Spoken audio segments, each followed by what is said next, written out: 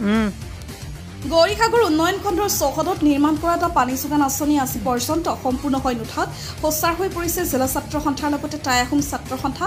শিৱসাগৰ জিলাৰ গৌৰীসাগৰ খণ্ড উন্নয়ন বিষয়া কাৰ্যালয় চৌহদত প্ৰায় 14 লাখ টকা ব্যয়েৰে নিৰ্মাণ কৰা পানী যোগান আঁচনিখনত মাত্ৰ এটা সৰু টেংকি নিৰ্মাণ কৰি নিৰ্মাণৰ কাম সামৰি দিয়াত সৰব হৈ পৰিছে সদৌ অসম ছাত্ৰ সন্থা জিলা সাংগঠনিক সম্পাদক প্ৰমাণ দত্ত আৰু আটাছ শিৱসাগৰ মহকুমাৰ সভাপতি বিমল ফুকন। এই সন্দৰ্ভত এক উচিত তদন্তৰ দাবী জনাইছে সংগঠন দুটাই।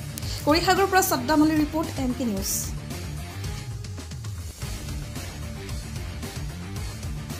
এটা উন্নয়ন খণ্ড এটা অঞ্চলৰ আচলতে উন্নয়নৰ মাপকাঠি তেনে অৱস্থাত যদি উন্নয়ন খণ্ডতে দুৰ্নীতি সংঘটিত হয় তেনেহ'লে আচলতে সাধাৰণ ৰাইজলৈ বা পঞ্চায়তবিলাকলৈ বা আঞ্চলিক পঞ্চায়তলৈ বা ৱাৰ্ড মেম্বাৰ ক্ষেত্ৰলৈ আচলতে কি ধৰণৰ এটা বাৰ্তা যাব সেইটো সহজে অনুমান কৰিব পাৰি।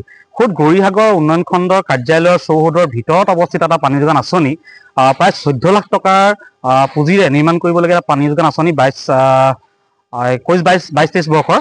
গতিকে সেই পানী যোগান আঁচনিটো আজিলৈকে কাৰ্যক্ষম হৈ নুঠিল। মাত্ৰ এটা সৰু টেংকি বনাই আচলতে যিসকল ব্যক্তি জড়িত আছিল তেখেতসকল দায়িত্ব সামৰিলে। গতিকে উন্নয়ন খণ্ডৰ চৌহদৰ ভিতৰত যদি এনেধৰণৰ এটা 2 নম্বৰী সংঘটিত হয় তেনেহ'লে আচলতে আমি কাক কাম। গতিকে এই বিষয়টো আমি সবিস্তাৰে আচলতে প্ৰচাৰ হোৱাটো বিচাৰিছোঁ আৰু পৰৱৰ্তী পৰ্যায়ত আমি RTI দৰকাৰলৈ প্ৰয়োজন হ'লে সহায় ল'ম।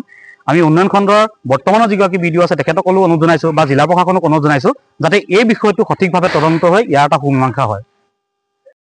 এটা লাজ লগা বিষয় গৌৰীসাগৰ উন্নয়ন খণ্ডৰ আচলতে কেম্পাছতে উন্নয়ন খণ্ডত যদি উন্নয়নৰ নামত বেমেজালি আচলতে 21-22 বৰ্ষত এটা যি প্ৰজেক্ট আছিল তাৰ কোনো নাম আচলতে আমি জানিব পৰা নাই যে প্ৰায় 14 লাখ টকীয়া এটা পানী যোগান আঁচনিৰ এটা টেংকিৰে সৈতে এটা পানী বটলিঙৰ ব্যৱস্থাৰে এটা আচলতে প্ৰজেক্ট ইয়াত আৰম্ভ কৰিছিলে।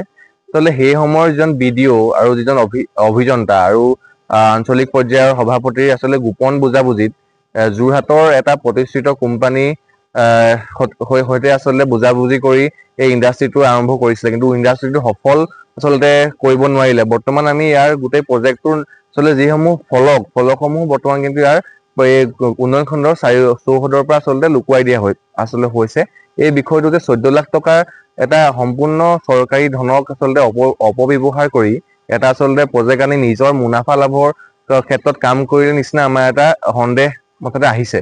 কাৰণ 14 লাখ টকা এটা প্ৰজেক্ট সম্পূৰ্ণ কোনো ধৰণৰ ফালৰ পৰা কাম কৰিব নোৱাৰিলে। ইয়াৰ গোটেই প্ৰজেক্ট সম্পূৰ্ণ হ'ল বুলি আচলতে বিললৈকে আচলতে ইয়াৰ উলিয়াই দিয়া হ'ল, কিন্তু প্ৰজেক্টটো সম্পূৰ্ণ নহ'ল। আচলতে 21-22 বৰ্ষৰ BDO জন আৰু অভিযন্তাজন আৰু আঞ্চলিক পৰ্যায়ৰ সভাপতিজনৰ মাজত আচলতে মিত্ৰালিৰ ফলতে আজি এই অৱস্থা। 14 লাখ টকা আচলতে পানীত পৰিলে। ইয়াৰ আচলতে এটা উচিত তদন্ত হ'ব লাগে।